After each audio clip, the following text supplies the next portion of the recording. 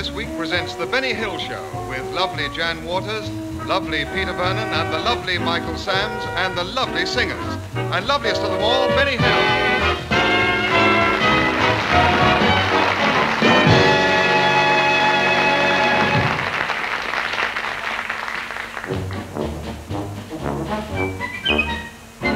Life was quiet and serene for little Lucy Brown, until that day in May her 18th birthday came around.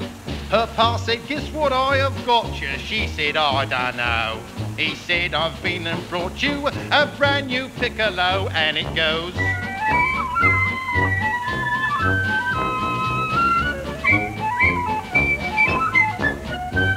She said, "It's what I've always wanted, now I'll learn to play. I'll practice in the attic when I come home each day. No more pubs and coffee bars, I promise I'll be good. I'll be the only virtuoso in the neighborhood, and I'll go."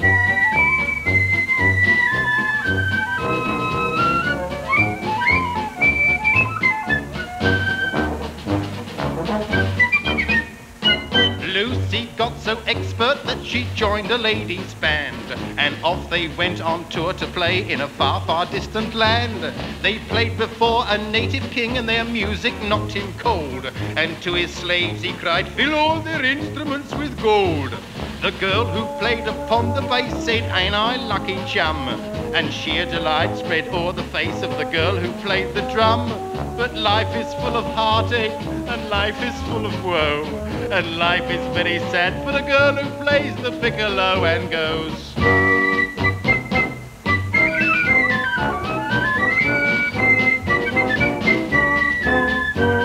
Later they were summoned to play before the prince, but he had no ear for music and their playing made him wince. He hollered, "Seize 'em!" and before the girls could grab their coats, he shouted, "Get their instruments and shove 'em down their throats." The girls who played the bass and drum, they quickly said, "Oh no, instruments as large as ours really just won't go." But life is full of heartache, and life is full of woe, and life is very hard for a girl who plays the piccolo and goes.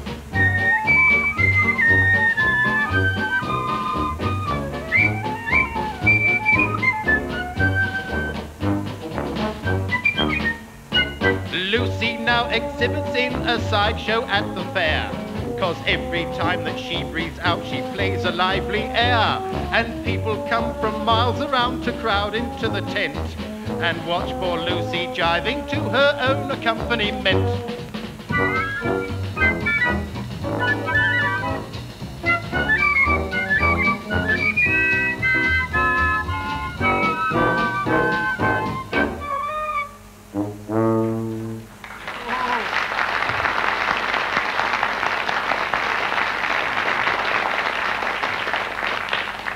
News has just reached us of the first attempt to land a man on the moon. This dramatic news comes not, as you might expect, from Russia or from America, but from Barnsley, where Mr. Fred Scuttle is at this moment preparing to take off. We sent Peter Vernon, scientific correspondent of the London Argus, to report. Hello, listeners. Tonight may well mark the beginning of a new era in the history of mankind, for I am at this moment standing on the launching site of Britain's first interplanetary rocket. This site is situated in Mr. Fred Scuttle's backyard. Halt! Who goes there? Oh, just a moment, please. You're not one of them, are you? I beg your pardon? You're not a spy. Oh, dear, no. Here's my card. There's nothing on it. Well, turn it over. Ah, on the back, eh? That's suspicious for a start. Peter Vernon, scientific correspondent. Scientific, eh? That's the way to do it, isn't it? Well, now, tell me, Mr. Scuttle. Captain Scuttle, sir, if you do not mind. Oh, I beg your pardon, Captain Scuttle. How many of you are going on this expedition? Just the two of us, sir, me and Ted Cringe from the garage. He is my co-pilot and chief engineer, you see. I see. Now, surely this project must have cost a great deal of money. It has indeed, sir. The economy nicks have been very high. Well, tell me, is there a newspaper behind you? Yes, sir, but it's yesterday. No, I mean, have you been subsidized? No, sir, I haven't. Ted has, but I haven't. I have been vaccinated. Well, now, when you get to the moon, Captain Scuttle, do you think there'll be any life up there? There'll be bags of life when we get there, sir. We're taking a piano and 4 crates of beer. I see. Could you explain the rocket to us very simply, of course? Certainly, sir, certainly. With the greatest of alacrity. Up there at the top, we have the top. And right down here, sir, at the bottom, we have the bottom. I'm not getting too technical, am I? Oh, no. You sure, sir? Do let me know if I am, you see. Here, sir, is the door for entering and exciting. And the entire rocket, sir, in its entirety, has been manufactured out of stuff. And inside, sir, we have all the amenities that modern science could provide. So frozen food, drip-dry shirts, chocolate-coated peanuts that melt in the hand and not in the mouth. And, of course, sir, an umbrella. An umbrella? It may be raining when we get there, sir, you see. We don't know, you see. True, quite. Now, tell me, what sort of fuel will you be using? Knotty slack. That outfit you're going to travel in, surely that's not the outfit. Oh, no, oh, heavens above, no, sir. This is our walking out dress, sir. Oh. I'll show you the spaceman's suit, actually, sir. Ted has one on. Come on, Ted, here. There you are, see, you see, sir. There he is, wearing his full regatta. You see, on his back, we have the container. I suppose that contains oxygen. No, sir, hot cocoa. It may be chilly when we get there, we don't know, you see. No, quite. Tell me, what's that in his stocking? That is his leg, sir. Well, I must say he looks very smart in his outfit. He says you look very smart. He can't hear very well in that glass helmet, you see, sir. As a matter of fact, as much as he can do to breathe. Really? Well, will he be able to live in it? Well, I don't see why not, sir. Our goldfish lived in it for 4 years before it died. Now, tell me, Captain Scuttle, are you taking your wives with you? You were joking, of course. Take our...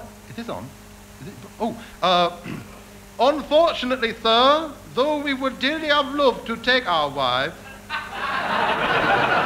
we do feel that conditions on the moon would provide too rugged for female ladies of the feminine gender. Well, then, who are the 2 young ladies I saw inside the rocket just now? Yes. No, sir, no.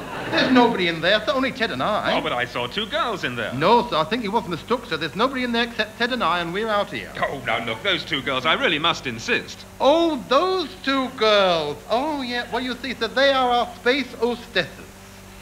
Well, we have to be going now. Come on, Ted, in you get. Come on, Ted.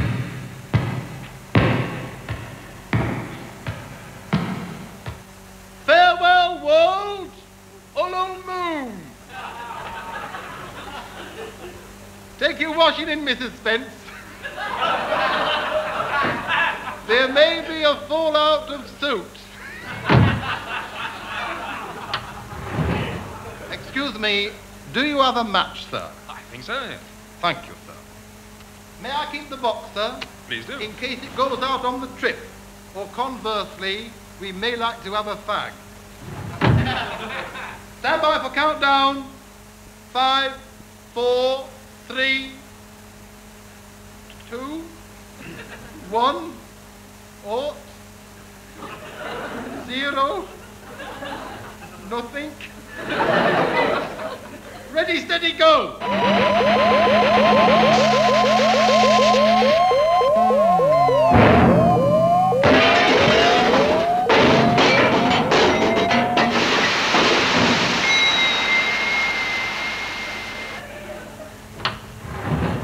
Come on, Ted, back to the drawing board.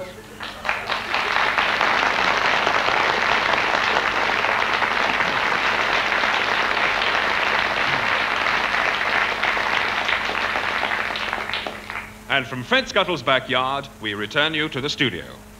And back here in the studio, it's time to meet our guest star, lovely Jan Waters, who will sing for you Summertime.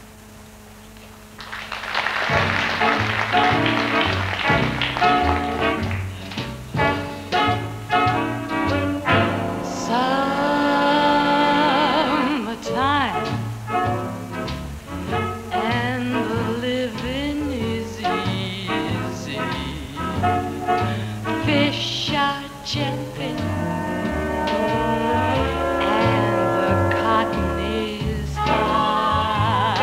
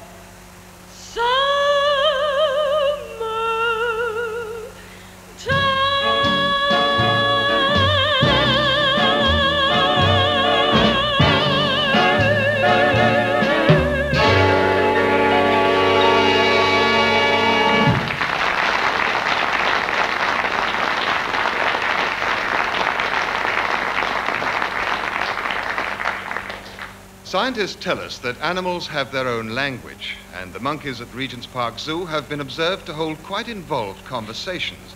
But what on earth do they find to talk about?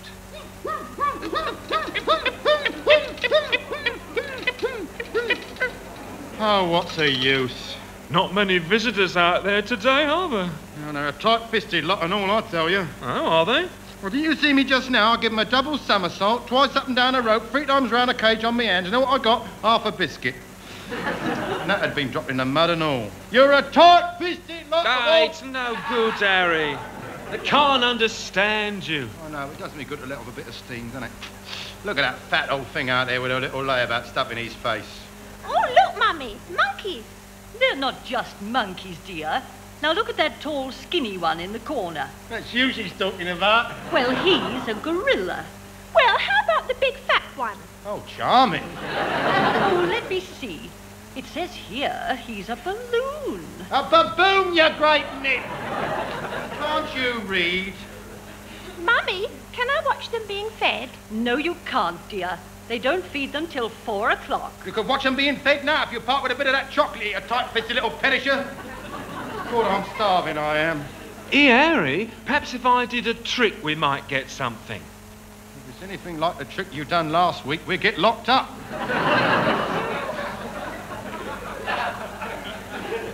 In front of all them schoolgirls and all. You ought to be ashamed. I mean, I know they was on educational visit, but really? Oh, dear, oh, Lord. Well, they seem to like it. Well, maybe, but their headmistress didn't, did she? Went and reported you, didn't she? You had no nuts for 3 days, did you? Oh, very clever. Oh, look.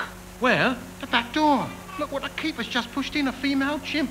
And very nice, too. Oh, yeah, she's a bit of all right, isn't she? Hello, lads. Roll on the mating season. Here, now, don't you start any human tricks with me, or there'll be trouble. What you doing here, then? They sent me down here to show you a few tricks. Oh, that'll be the day.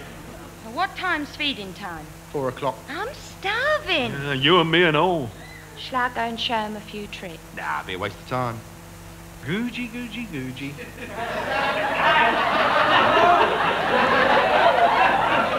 He's here again. Who? Him with the bowler hat. Silly old fool. Here, I bet he says it. Says what? They're almost human, aren't they? They're almost human, aren't they? I told you. He thinks it's a compliment, the great nit. Now, I wonder if I dare give that big fat one a piece of chocolate. Here I am, then. Look, here we are. Somersault, roll over, jump up and down. Now, where's the chocolate? I don't know, though. Perhaps I shouldn't. Oh, come on, mate. I've been doing me monkey nut here. I know what I'll do. I'll give him a peanut. A peanut. A whole peanut. Big deal.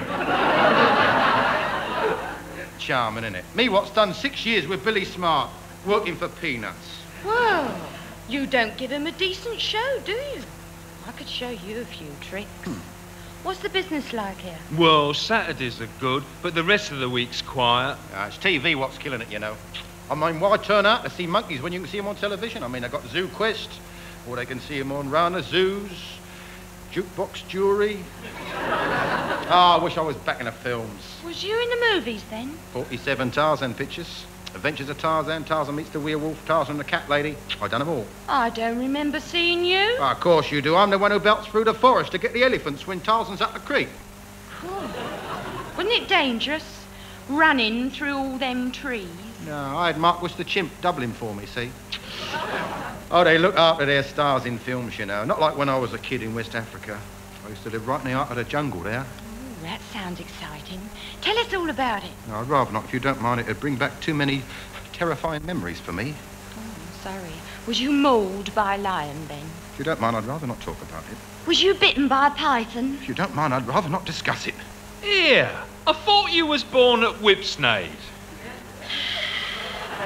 Why don't you shut your peanut hole for 5 minutes, honey? Here, where are you from? Oh, I come down from Bristol Zoo. We know how to entertain the customers up there. I could show you a few tricks.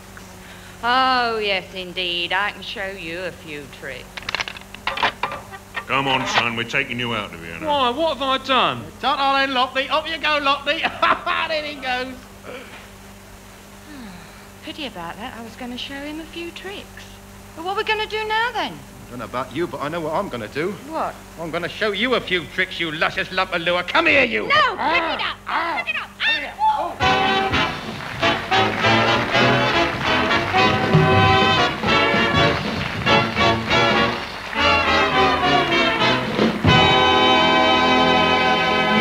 And here's where we take a gamble on the Michael Sam singers as they give us their version of The Man Who Broke the Bank at Monte Carlo.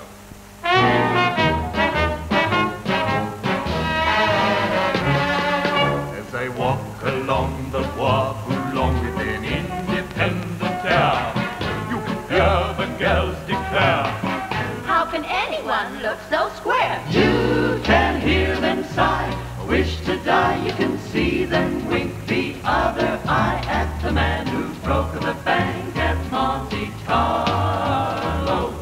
I've cashed all my checks and cleared the decks, the casino's up for sale. 3 croupiers in jail, and I'm putting up the bail for the gambling game's just not the same. And they say the only one to blame is the man who broke the bank at Monte Carlo. Where that old casino used to be, there's a brand new coffee bar. They once served caviar. There's a rock and roll guitar. There's a jukebox playing twist and fat to the biggest crowd they ever had since they saw me break the bank at Monte Carlo. There's a one-armed bandit fruit machine in a little British cafe down Monte Carlo way, so I go there every day. And with the system that I use, I know that I can never lose, 'cause I'm the man who broke the bank at Monte Carlo. Someday I'm gonna open up the chain of gambling school and teach the golden rule to all those high-class fools. They will learn about their jacks and queens, then how to fix those fruit machines, like the man who broke the bank. He's the one we have to thank. Yeah, the man who broke the bank at Monte Carlo. And that's me.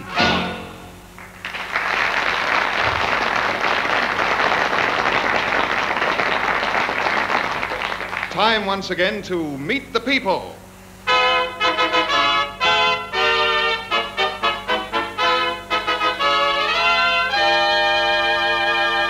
In a recent show, we introduced the Sunday newspaper expose writer, Mr. Arnold Cruddy. Since then, we've had dozens of requests to hear more about him and his interesting work. Mr. Arnold Cruddy. Hello. I understand, Mr. Cruddy, that you're completely ruthless and fearless in your exposés. That is quite right. Wherever there is wickedness, evil, and corruption, that is where you'll find me. Hey. I understand that you're currently conducting a campaign against certain features in London's nightlife. Yes, I am currently exposing these mushroom nightclubs. Well, then you feel these mushroom nightclubs are bad. Yes, I do. They're very unhealthy. All these people gathering in cellars at night growing mushrooms. Yes, well, actually, I'm thinking of these strip clubs. You look like the type who would. I went to one of them last week in the course of duty, like, and even as I made my notes about this den of inequality, a hostess come up and started tickling the back of my neck at the nape. Well, I wrote her up for my paper right away. Oh. Did it increase your circulation? Not half. My heart was thumping like mad. Oh, I've seen some wickedness, I can tell you, and it's not just among the working classes. I've seen it all. Why, in order to get a story, I've rubbed shoulders with dukes and earls. I've rubbed shoulders with heiresses and and oil typhoons. I've rubbed shoulders with film stars and Hollywood moguls. Really? And what did you get? Sore shoulders. And what about the charlatans in the medical profession? Well, I went to one psychiatrist. I was laying on his couch for 4 hours. Do you know what he done? He charged me 25 guineas and told me I was in love with my umbrella. Me in love with my umbrella. Fond of it. In love with it? No, never. But what my readers like most is when I expose vice rings and orgies and stuff like that. Well, could you tell us about it? Oh, I couldn't talk about vice and orgies, not on a radio. I could write about it in my paper, but I couldn't broadcast it over the wireless. Well, surely the same people who read your paper also listen to the radio. Well, I don't know about that, but if I heard anyone talking on the radio about vice and orgies, I'd expose them in my paper. Goodbye.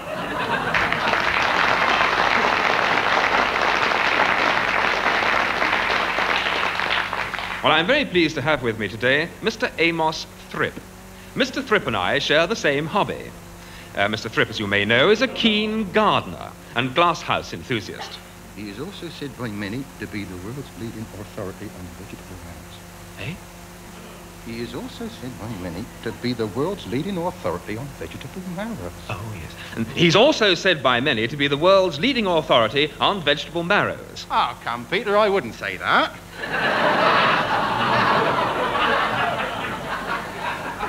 However, I must say I has won 1 or 2 little prizes for marrow growing. Well, I believe you wanted to talk to us tonight about hothouse plant cultivation. Right, thank you, that's right. No birds, no bees, no flowers, no trees. No wonder. November. That little bit of witty bandage will give you some idea of the nonchalance with which I regards the hinding of the autumn. Yes, autumn, that season of mists and mellow fruitiness, will soon be behind us, and in front of us will lie the winter. Ah, the winter. That time of year when once again we ask ourselves that same baffling question, what shall I do with my daffodils? And once again we get that same baffling reply. However, just because winter draws on, that is no reason to discard your summer bloomers entirely. But do take care, because if Jack Frost once gets his hands on your geraniums, then you'll know about it. Ah, yes, and that's where the greenhouse comes in. Or rather, where we comes in the greenhouse, eh, Peter? Yes. But of course, there are plants that will flourish outdoors during the winter, aren't there? Are there? You sure? Well, for instance, take laurels. Oh, well, of course, laurels are hardy. But the majority of plants should not be left in the garden during the winter, because it's bleak and cold. It gets very bleak and very cold in the winter. Yes, quite. Well, now tell me, what seeds would you say are best for planting during the winter? In the greenhouse, Peter, you can plant all sorts. Daffodil seeds, tulip seeds, or take these that I have here. Japanese lobelias. Very quick flowering. Says here, place seed in loamy soil and step back immediately. Well, now, tell me, Mr. Thrip, do you ever get any pests in the hothouse? Not very often, Peter, though last winter I did get a touch of the tomato blight. It's not very often it affects human beings. It usually affects tomatoes. Now, tell me, this market garden of yours, do you run it by yourself? Well, I do now. I used to have my cousin helping me, only he got into a bit of trouble the other night. He went driving down the high street on the tractor. See, and he was driving 60 miles an hour. He had no lights, no license plate, no insurance, no driving license. And to crown it all, he was rolling drunk. Oh, the constable didn't half tell him off. Tell him off? Didn't they send him to prison? Of course not. Well, he's only 8.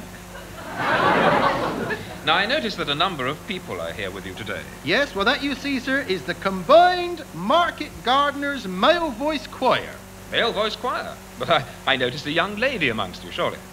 She has a very bad cold. She is our bass baritone. Oh. Well, I suppose you're going to sing for us. That is quite right.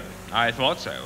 Right now, group, fags out, here we go. We're starting off today with a popular request from some people in Poplar as we give you Widdicombe Fair. Could I have an archipelago, please? Tom Pierce, lend me your grey mare. Oh, long Lee. For I be a-going to Widdicombe Fair with Bill Brewer, John Stewart, Peter Gurney, Peter Davy, Danny Whitten, Harry Hawk, Stan Roderick, Don Losher, Joanne Spence, Alfie Reese, Johnny Scott, Judd Proctor, Keith Bird, Johnny Edwards, Joe Muddell, Kenny Powell, Ronnie Merrill, Ray Davis. You got the duty roster there, you great nit. Hold on, good on Copley and all. Hold on, good on Copley and all.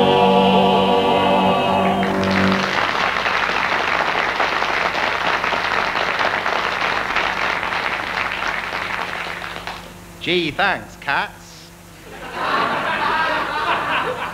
That was real cruel.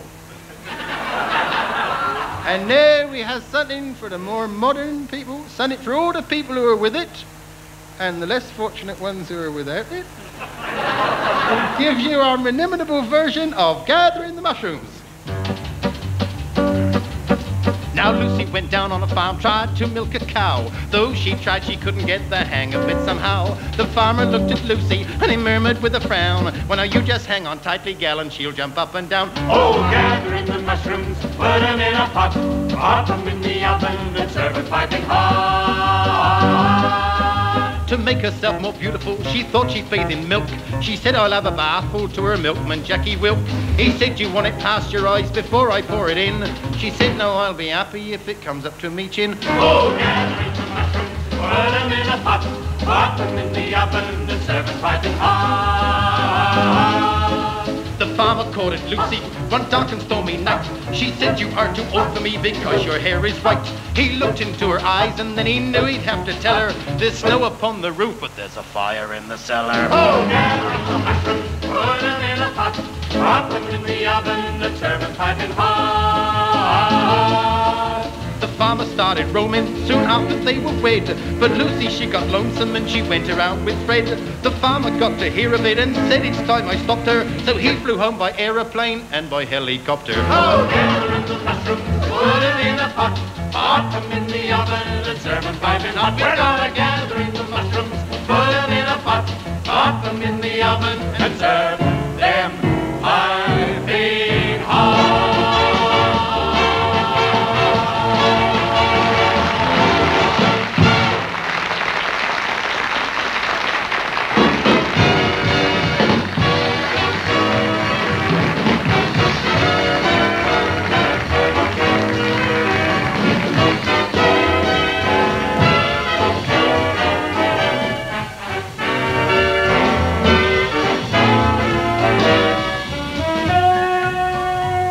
In this week's Star Parade, you heard The Benny Hill Show with Jan Waters, Peter Vernon, the Michael Sam Singers, Johnnie Spence and his orchestra. The script was written by Benny Hill and the program was produced by John Browell.